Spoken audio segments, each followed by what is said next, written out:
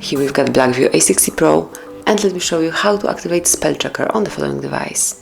So at the very beginning you have to open the settings, then find and select System and reach Languages and Input.